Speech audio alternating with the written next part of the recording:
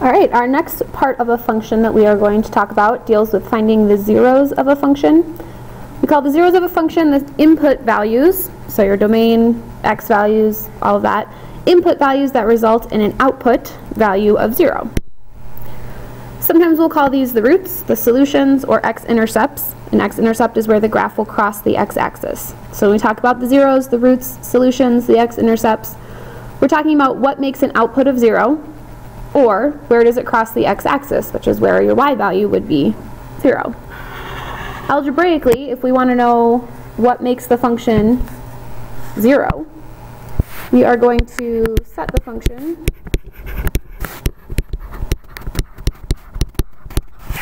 which might be f of x equal to 0.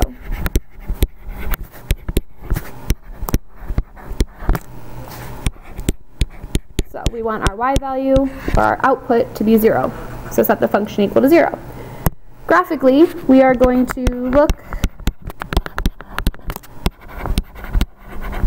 for where the graph crosses the x-axis.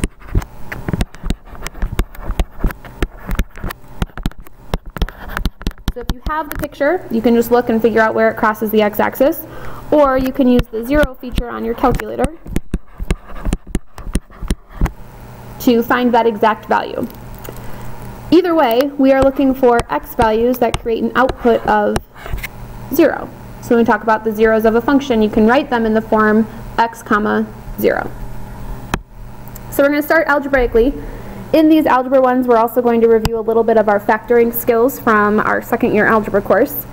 So to start, find the zeros. We said we're going to set f of x equal to 0. So 0 equals x squared minus 3. We want to figure out what x is equal to. So you have a lot of different ways to solve quadratics. This is x to the second. I'm going to say we can just add 3 to the other side. So 3 is equal to x squared. To get rid of the square, you're going to take a square root. So x is equal to plus or minus the square root of 3.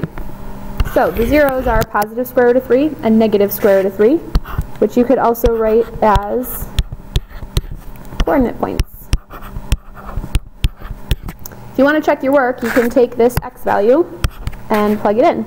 The square root of 3 squared makes 3, minus 3 is 0. Negative square root of 3 squared is 3, minus 3 is 0, so it works. This next one, we have a quadratic. First strategy in trying to solve a quadratic that is set equal to 0, because we are looking for the zeros of this function, would be to try to find the greatest common factor. So, do 3x squared, 22x, and negative 16 have anything in common? No. So, we got to rely on other methods. Can you factor this just by guess and check? Some of you might be pretty good at that, in which case, go for it. Some of you might need to remember your product sum method, okay, or to split it up and do factoring by grouping. So we're going to say 3 times negative 16 makes negative 48. So we are looking for things that multiply to negative 48, but add to 22. So things that multiply to negative 48 and add to 22. Think about it for a little bit. Maybe pause the video if you need to figure that out on your own. I'm going to say our two values end up being 24 and 2. And since we want our 22 to be positive, this one should be positive, this one will be negative. So splitting the middle term, this 22x, we're going to split it into a positive 24x and a negative 2x from our splitting the middle term. The 3x squared stays the same. The negative 16 stays the same. Now we get to factor by grouping. What do 3x squared and 24x have in common? Take out a 3x. We're going to be left with x plus 8. Then, looking at negative 2x and negative 16, we can take out negative 2, and we would be left with x and a positive 8. Now looking at this group, in this group, we both have an x plus 8, which leaves us with a 3x and a minus 2. Now, remember, this whole time this is equal to 0. So using the product property, things that multiply together to be 0, if you have two numbers multiplied together that make 0, either this one has to be 0 or this one has to be 0. Could both be 0, but at least one of them at a time. So solving this, we get x is equal to negative 8. Solving this, we would get x is equal to 2/3. So here are our zeros. Negative 8, 0, and 2/3, 0. If you were to take negative 8 and plug it in for x, you would in fact get 0. If you were to take 2/3, plug it in for x, you would in fact get 0. Continuing on, again, our first method in factoring is trying to find a greatest common factor. So what do 9x to the 4th and negative 16x squared have in common? Number-wise, with our constants, we don't have anything in our coefficients. So x to the 4th and x squared both have an x squared. Again, that's because this is set equal to 0. We're trying to solve it. I would be left with 9x squared minus 16. So we got our x squared out here. Now we got to look at this part right here. There is no greatest common factor we can take out. We don't have a middle term to split. So thinking about other strategies, this is a difference of this and this. 9x squared is a perfect square. 16 is a perfect square. So we have a difference of two squares. So our x squared is going to stay in front. This perfect square is 3x. This perfect square is 4. Factoring a difference of perfect squares, we'll get 3x plus 4 and 3x minus 4. These three things multiplied together are equaling 0, which means that either x squared needs to be equal to 0, 3x plus 4 needs to be equal to 0, or 3x minus 4 needs to be equal to 0. Each one of these things could be 0. So x squared being equal to 0, solving that, we just get an answer of 0. So 0, 0. Solving this one, we'll get negative 4/3 makes a 0, and positive 4/3 makes a 0. Okay? If you don't notice the difference of two squares right here, you could make the jump and say x squared equals 0, 9x squared minus 16 equals 0. Add 16 to the other side, divide by 9, take a square root. Things get a little messier with fractions, but it's up to you. Our last one, we want to know what makes this equal to 0, so we'll start by setting k of x equal to 0. To get rid of a square root, we're going to square both sides. Well, 0 squared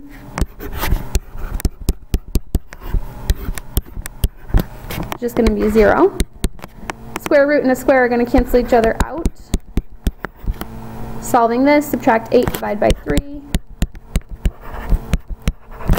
So our 0 is going to be negative 8/3 as our only 0. My apologies for my handwriting. Alright, so then let's look at things graphically. Algebraically, we set things equal to 0. Graphically, we're doing the same thing, but we're really looking for where is our y value equal to 0. Well, this graph right here, if we want our y value to be 0, that means our graph is 0 there, there, and there. That's where it's crossing the x-axis. So we have a 0 at negative 4, we have a 0 at negative 1, and we have a 0 at 2. Graphically, for this f of x right here, you could do this one algebraically, we've talked about that, but looking at the graph on a calculator, we're going to use some of these features. So if you go to your y equals, and you type in this equation, and press graph, you can see we've got zeros here and here, and it's kind of hard to tell exactly where those zeros are. So if you go to calc, so second trace gets you to the calculator features, we want to find our zeros. So press 2. It's talking about this function right here, which is the one that we have entered. It needs you to pick something to the left. So it looks like this is at about negative 1. We're not really sure. So something to the left of negative 1, though, would definitely be, let's say, negative 3. Asks you for something to the right. We'll say 1. Then it asks you to guess. And you can guess by moving the little spider close to where the 0 is. Or we can say that our guess is approximately negative 1. we were incorrect. Our actual answer is negative 0.828. So, negative 0.828, comma 0 is one of them. Then we gotta do the same thing. Let's talk about this 0. So, second calc, zeros. Left bound, it looks like this is 1, 2, 3, 4, 5-ish. So something to the left would definitely be 4. Something to the right could be, let's say, 7. We said it looks like it's about 5. It's actually 4.828. So our other 0 is going to be 4.828. Okay, obviously that one would be one that you might need the quadratic formula to actually solve for those answers. Last one, go to your y equals. Type in your absolute value equation. Those of you that don't know where absolute value is, if you do second catalog, it's the first one, it's ABS. We're going to graph this. Looks like we have zeros here and here. Zeros. Oop. Again, looks like it's at about -1, so we'll say -3. We'll say +2. That's definitely left and right. If you notice, these arrows are saying we're looking for the 0 in between those arrows. So I'm going to guess at -1. Oh, and I was right. There is a 0 at -1. Last one then, second trace, 0. Oh, sorry, 2. This time I want to look at this. 1, 2, 3, 4, 5-ish again. So left bound we'll say 3. Right bound we'll say 7. Again, between the arrows, I'm looking at this 0. I'm going to guess 5. And I was correct. So we have another 0 at 5. Again, if you want to, you can do this by moving your little spider across, or you can just type in your values. That works too. Alright, that concludes our zeros. As a reminder, algebraically, you're going to want to set your function equal to 0 and then solve using a variety of methods from previous algebra.